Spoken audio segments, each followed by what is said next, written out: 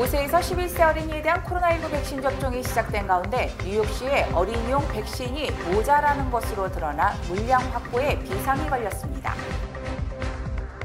파이자가 이번 주 중 코로나19 백신의 부스터샷 대상을 모든 성인으로 확대해달라고 신청할 예정이라고 밝혔습니다. 뉴욕시 보건국장 데이브 조크 씨가 코로나19 백신 부스터샷과 관련해 뉴욕 시민들이 알아야 할 사항 등 정보를 제공하고 접종을 권고했습니다. 바이든 행정부가 100인 이상 사업장 코로나19 백신 의무화 조치에 제동을 건 연방법원을 상대로 이의를 제기했습니다. 이상은 TKC 뉴스데스크 오늘의 주요 소식입니다. Hi, it's Dr. Dave Choksi with news you can use about Johnson & Johnson COVID-19 booster shots. If you received the Johnson & Johnson vaccine at least 2 months ago, like I did, you should receive a booster shot of any of the 3 authorized vaccines, J&J, Pfizer, or Moderna. While the science is not settled about which booster is best, some evidence suggests that a Moderna or Pfizer booster could produce higher antibody levels. What we do know is that booster shots are safe, and they provide extra protection. One of the reasons I got my booster was to help keep my daughter safe, since she's still too young for the COVID vaccine. For questions about your specific situation, speak with your healthcare provider. And remember, all COVID-19 vaccines, including booster shots, are still free and available to everyone, regardless of immigration status. Visit a vaccination site today.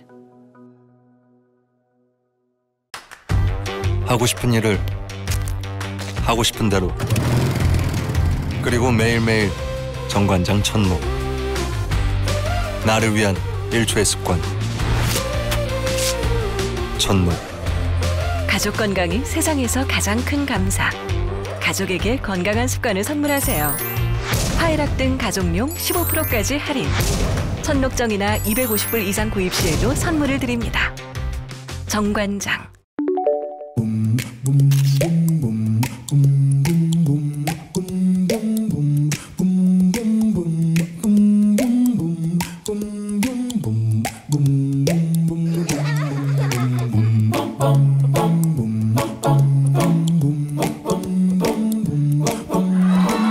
우리타운을 응원해주세요. 우리타운이 다시 웃을 수 있도록 PCB가 함께 만들어가겠습니다. Pacific City Bank. 시청자 여러분 안녕하십니까? 11월 9일 화요일 TKC 뉴스데스크 첫 소식입니다.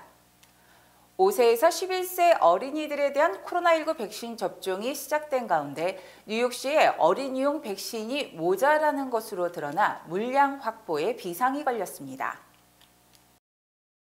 드블라지오 뉴욕시장은 오늘 브리핑을 통해 수천 명의 5세에서 11세 어린이들이 학교에서 백신 접종을 받았다고 발표했습니다. 또 백신 수요를 충족시키기 위해 24개 새로운 이동식 백신 접종소를 학교 외부에 배치할 것이라고 말했습니다. 그러면서 월요일부터 뉴욕시 각 공립학교 등에서 어린이용 백신 접종이 시작됐지만 일부 지역에는 백신이 충분히 공급되지 못했다고 시인했습니다. 이처럼 맨하탄 1, 2학군과 브루클린 15학군 등 일부 지역에서는 팝업 접종소 운영 첫날부터 접종을 희망하는 학생들이 몰리면서 백신 공급량이 부족해 접종이 지연되는 현상도 일어났습니다. 현재 뉴욕시 5세에서 11세 어린이의 약 4%가 일주일 이내 백신 접종을 마쳐 2만 4천여 명의 어린이가 접종을 받은 상태입니다. 드블라지오 시장은 미처 예상치 못한 일이 발생했으며 어린이용 백신을 확보하는 데 최선을 다하고 있으며 최대한 빨리 수급 불균형을 시정할 것이라고 강조했습니다. 뉴욕시 보건국 관계자도 자녀들에게 백신을 맞히겠다는 학부모가 급증하면서 일부 학교에서 백신이 모자라고 있다며 원하는 사람은 누구나 맞을 수 있도록 할 것이라고 말했습니다. 한편 뉴욕주는 7일 기준 확진율이 3.1%, 뉴욕시 1.4%, 롱아일랜드 2.7%를 기록했습니다. 뉴욕시 보로별로는 스테이튼 아일랜드 1.7%, 브루클린이 1.5%, 맨하탄과 퀸즈가 각각 1.3%를 기록했고 브롱스가 1.1%로 가장 낮았습니다. 특히 롱아일랜드는 나소 카운티 2.1%, 서포 카운티는 3.2%로 조사됐습니다. 파이자가 이번 주 중 코로나19 백신의 부스터샷 대상을 모두 성인으로 확대해달라고 신청할 예정이라고 밝혔습니다. 8일 바이든 행정부는 파이자가 이번 주 중 연방식품의약국에 18세 이상 모든 성인을 대상으로 하는 코로나19 백신 부스터샷에 대한 긴급 사용 승인을 요청할 것으로 예상된다고 밝혔습니다. 다만 신청 시점은 변경될 수 있다고 덧붙였습니다. 또 부스터샷 대상을 모든 성인으로 확대하는 것은 연방보건관리들이 겨울로 접어들면서 면역력 약화 등을 우려했기 때문이라고 전했습니다. 현재 FDA는 백신 접종을 끝낸 뒤 최소 6개월이 지난 65세 이상 고령자, 당뇨, 신장질환 등을 앓고 있거나 임신 중인 여성, 코로나19 노출 가능성이 높은 의료 종사자, 교사 등 18세 이상의 고위험군을 대상으로 파이자와 모더나의 부스터샷을 승인한 상태입니다. 이 고위험군에 비만, 과체증이나 우울증 같은 정신질환도 포함이 돼 백신 접종을 끝낸 성인 대다수에게 부스터샷을 승인했습니다. 또 잔슨앤잔슨 백신을 맞은 지 2개월이 넘은 18세 이상 성인을 대상으로 부스터샷 접종 자격이 주어졌습니다. 현재 미국에서는 백신 접종을 마친 사람 중 약 12.4%인 2,400만 명이 부스터샷을 맞았습니다. 뉴욕시 보건국장 데이비드 척시가 코로나19 백신 부스터샷과 관련해 뉴욕 시민들이 알아야 할 사항 등 정보를 제공하고 접종을 권고했습니다. 데이브 초크시 뉴욕시 보건국장은 최근 코로나19 백신 부스터샷 대상 접종 범위가 확대되는 등 계속되는 변화에 관한 정보들을 제공하면서 부스터샷 접종을 권고했습니다. 현재 파이자, 모더나, 잔슨앤잔슨 제약 자회사인 얀센 백신의 부스터샷 접종과 교차 접종이 허용된 상태이기 때문에 파이자와 모더나의 부스터샷은 백신 접종을 끝낸 뒤 최소 6개월이 지난 65세 이상 고령자, 그리고 당뇨, 신장질환 등을 앓고 있거나 코로나19 노출 가능성이 높은 의료 종사자, 교사 등 18세 이상의 고위험군을 상대로 승인이 나 있습니다. 또 얀센 백신을 맞은 지 2개월을 넘긴 18세 이상 성인은 모두 부스터샷 접종 자격이 주어졌습니다. 데이브 초크시 보건국장은 면역력을 강화해 보다 안전하고 생명을 구할 수 있다는 점을 부스터샷을 접종하는 이유로 꼽았습니다. 특히 중병에 걸릴 위험이 높은 사람들에게 부스터샷 접종은 중요하다고 말했습니다. 부스터샷은 뉴욕시 5개 보로 모두에서 접종을 받을 수 있으며 이민 신분과 관계없이 무료로 제공된다고 전했습니다. 뉴욕 시민의 25만 명 이상이 부스터샷 접종을 이미 받은 상태입니다. 데이브 초크시 보건국장은 아직 백신 접종을 받지 않은 사람들에게 첫 번째 주사를 맞으라며 600만 명의 다른 뉴욕 시민과 함께 백신 접종을 받는 것이 팬데믹에서 벗어나 정상적인 삶으로 돌아갈 유일한 방법이라고 말했습니다. 바이든 행정부가 100인 이상 사업장 코로나19 백신 의무화 조치에 제동을 건 연방법원을 상대로 이의를 제기했습니다. 연방법무부는 8일 오후 제5연방항소법원에 연방정부의 백신 의무화 조치를 일시 중단하라는 재판부 결정을 철회해달라고 요청했습니다. 법무부는 100인 이상 사업장에 대한 백신 접종 의무화는 미국 직장 내 전염을 완화하는 데 필요하다는 전문가 판단을 반영한 정책이라고 강조했습니다. 법무부는 백신 의무화 시행일자가 내년 1월 4일로 2달이나 시간이 있는 만큼 제5연방항소법원이 중단 명령을 내린 것은 잘못된 것이며 실익도 없다고 주장했습니다. 특히 중단 명령은 하루 수십 명에서 수백 명의 목숨을 앗아가는 대가를 치를 수 있다고 반발했습니다. 이에 앞서 제5연방항소법원은 지난 6일 텍사스, 루이지애나, 미시시피, 사우스캐롤라이나, 유타주 등이 요청한 백신 접종 의무화 중단 가처분 신청을 받아들였습니다. 올해 뉴욕시장 선거에서 플러싱과 베이사이드, 더글라스톤 등 한인 밀집 지역 유권자들이 민주당이 아닌 공화당 후보를 선택한 것으로 조사됐습니다.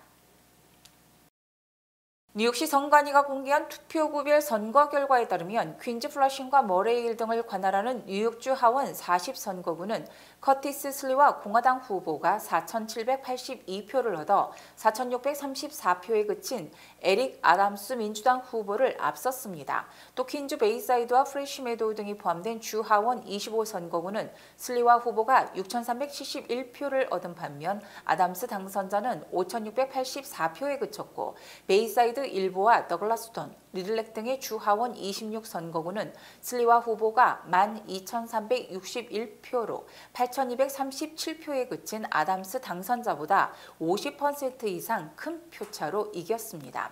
롱아일랜드 시리와 아스토리아, 우드사이드 등 주 하원 30선거구도 슬리와 후보가 아담스 당선자를 앞서는 등 아담스 후보가 전체 득표에서 66%를 차지했음에도 불구하고 한인 밀집 지역에서는 지지를 얻지 못했습니다.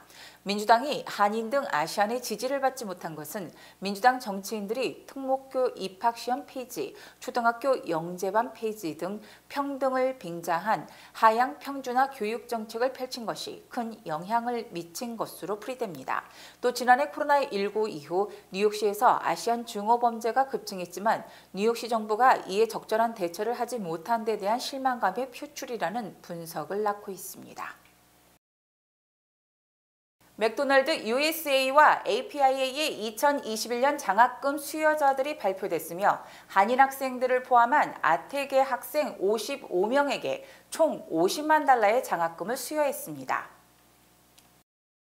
맥도날드 USA는 8일 아태계 대학생들에게 장학금을 지원하는 국내 최대 비영리 단체 중의 하나인 APIA 스칼라스와 협력을 통해 2021 맥도날드 API 장학금 수여자들을 발표했습니다. 이번에 선정된 55명의 아태계 학생들 중 서던 캘리포니아 대학교에 재학 중인 캘리포니아 로스앤젤레스의 사라완 학생과 어번의 이예빈 학생 등 한국 장학생 2명도 포함되어 있습니다. 이들에게는 총 50만 달러의 장학금이 수여되는데 15명에게는 각 2만 달러씩 4년 장학금을, 40명에게는 각 5천 달러씩 1년 장학금을 지급합니다. 장학금 수여자들은 학업 성적과 리더십, 커뮤니티 활동 내용을 바탕으로 선정됐습니다. 2019년에 창설된 이 장학 프로그램은 학생들의 고등교육 진학을 좌절시키는 재정적 장벽 문제를 해결하는 데 초점을 두고 있습니다. 이번 장학금 수혜자들의 67%는 심각한 재정고를 겪는 가정의 학생들이며 민족 구성과 거주 지역 면에서 다양합니다. 한편 맥도날드 USA의 문화적 참여 담당 시니어 디렉터인 엘리자베스 캠벨은 API 스칼라스와 저희의 지속적인 파트너십 덕에 도움이 필요한 학생들을 찾아내 이들의 삶을 바꿔줄 수 있다고 말했습니다. 뉴욕시 공립학교 학생 10명 중 1명, 무려 10만 명이 홈리스 생활을 하는 것으로 조사됐습니다. 뉴욕 아동권리옹호협회는 2020-2021학년도 뉴욕시 공립학교 재학생 110만 명 중 10만 1,000명이 집이 없는 홈리스라고 주장했습니다. 이들 홈리스 학생 중 2만 8천 명은 홈리스 쉘터에서, 6만 5천여 명은 친구나 친척집에서, 그리고 약 4천 명은 자동차나 공원, 버려진 건물 등에서 거주하는 것으로 나타났습니다. 이 같은 노숙자 통계는 지난 학년도보다 9% 줄었지만 공립학교 재학생 10명 중에 1명이 홈리스인 셈입니다. 특히 지난 10년 사이 집이 없어 친구나 친척집, 홈리스 쉘터 등에서 거주하는 학생이 42%나 급증했으며 2016년 이후 6년째 홈리스 학생이 10만 명을 넘고 있습니다. 보르벨로는 브롱스와 어퍼 맨하탄, 센트럴 브루클린 등의 노숙자가 많았으며 스테이튼 아일랜드는 학생 30명 중 1명으로 가장 적었습니다. 뉴욕주가 뉴욕 관광 진흥을 위해 4억 5천만 달러를 투자합니다.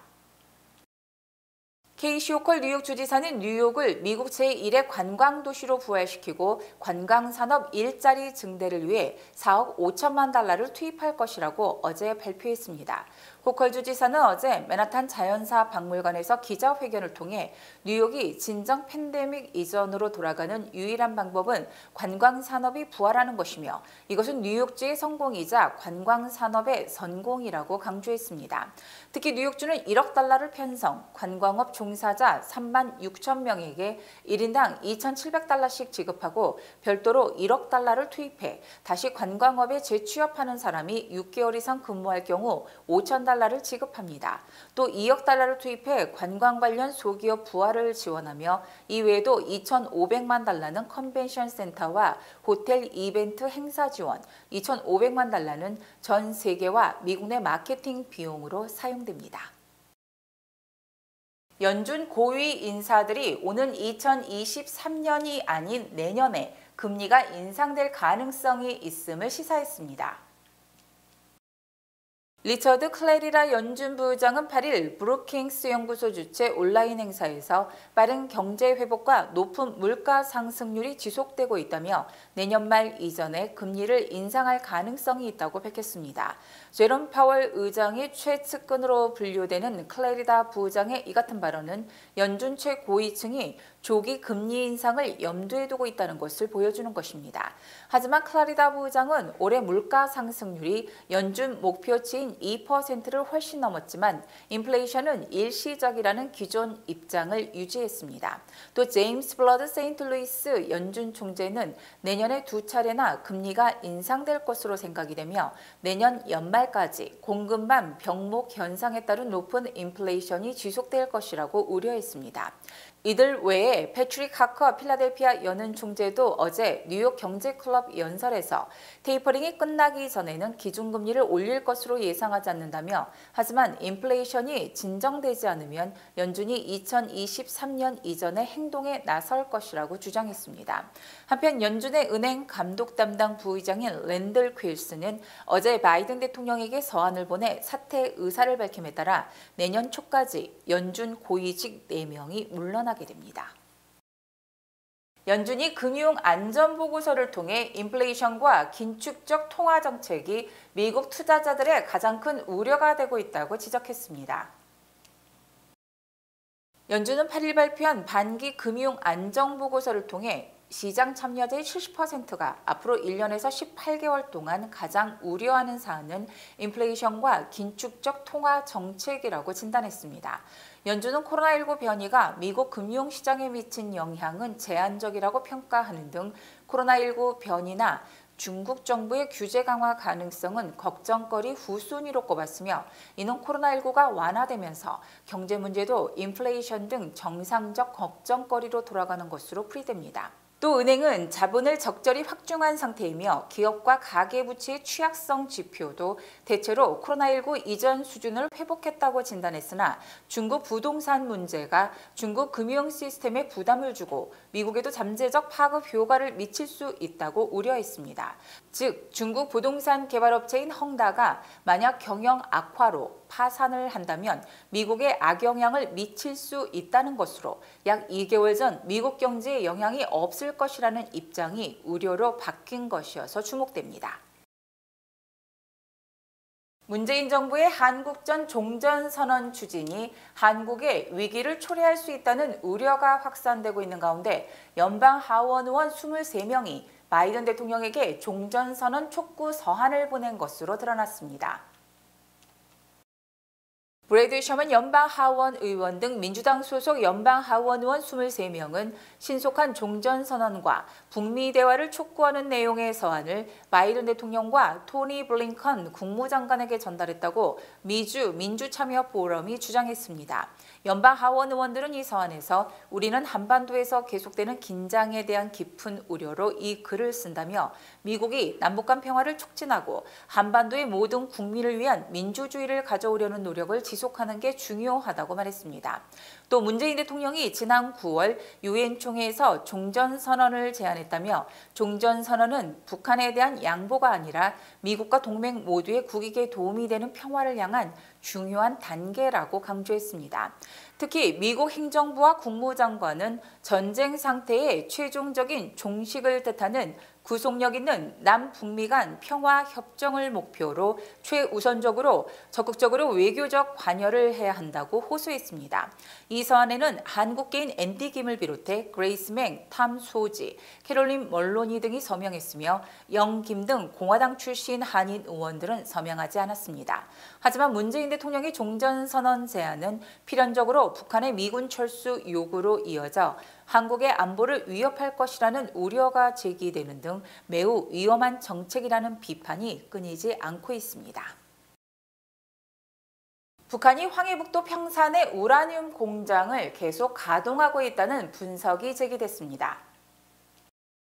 미국 전략국제문제연구소는 지난 4월부터 10월까지 북한 상공을 촬영한 상업용 위성 사진을 분석한 결과 이 같은 결론이 도출됐다고 어제 밝혔습니다.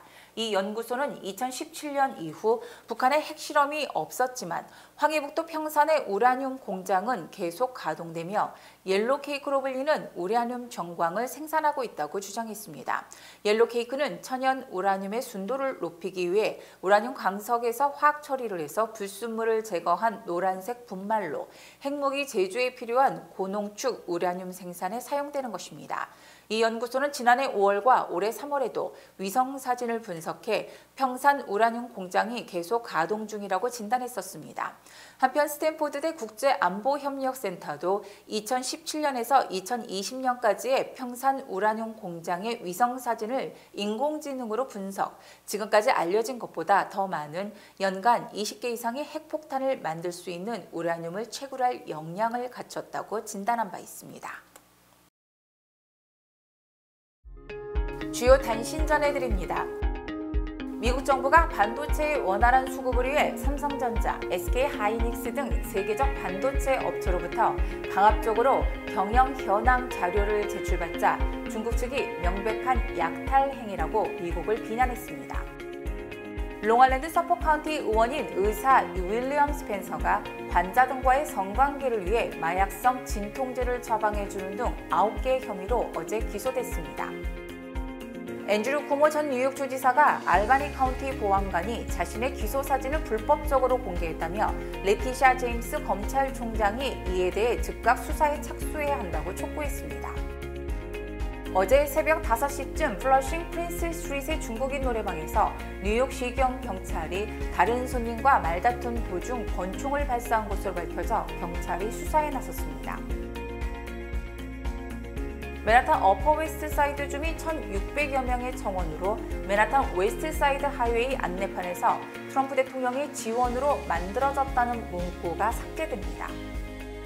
유통업계가 인력 확보에 비상이 걸린 가운데 미국의 500개 이상의 매장을 가진 메이시 백화점이 내년에 시간당 최저임금을 $15로 인상키로 했으며 실제 지급 임금은 시간당 $20에 이를 것으로 전망됩니다. 퀸즈 롱아일랜드 시리의 제2본사를 신축하려다 좌절된 아마존이 뉴저지주 저지시리에 40만 스퀘어피트 규모의 초대형 사무용 빌딩을 임대했습니다. 비트코인이 65,900달러로 역대 최고가에 근접했으며 이더리움은 어제 4,790달러를 기록, 사상 최고가를 기록했습니다.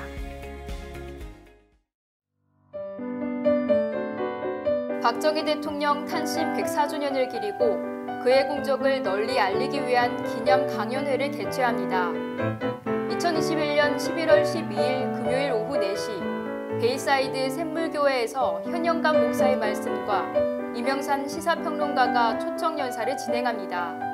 시청자 여러분의 많은 관심 부탁드립니다.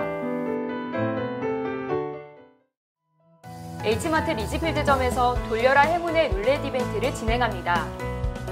2022년 1월 2일까지 매주 금요일, 토요일, 일요일 오후 12시부터 8시까지 40달러 이상 구매 시 1번, 80달러 이상 구매 시 2번, 150달러 이상 구매 시 룰렛에 3번 참여하실 수 있습니다.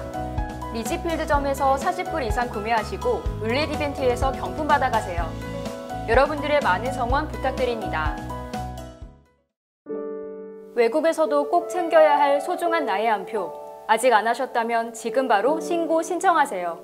제20대 대통령 재외선거를 투표하려면 2022년 1월 8일까지 국외 부재자 재외선거인 신고 신청을 해야 합니다. 자세한 신고 신청 방법은 인터넷 ova.nec.go.kr 또는 공관 방문 또는 우편 등이 가능합니다. 한 표의 기적, 제20회 대통령 재외선거 신고 신청으로 시작됩니다. 순두부 전문점 소공동 두부마을이 오픈했습니다. 소공동 두부마을의 자랑, 순두부찌개와 순두부 칼국수가 얼큰하게 준비되어 있으며 뜨끈한 돌판 비빔밥과 코리안 비비큐도 여러분들을 찾아갑니다. 여러분들의 많은 성원과 관심 부탁드립니다. 코로나19로 인해 모두가 힘든 요즘 CMM 기독의료 상조회가 여러분의 의료비 걱정을 덜어드립니다. 25년간 크리스천들이 함께해온 CMM 기독의료 상조회와 함께 의료비 대책을 마련하세요. CMM 설명회도 개최하고 있습니다. 날씨 전해드립니다. 수요일인 내일은 대체로 맑겠습니다. 내일 낮 최고 기온은 65도, 밤 최저 기온은 44도입니다. 해 뜨는 시각은 오전 6시 36분, 해 지는 시각은 오후 4시 41분입니다.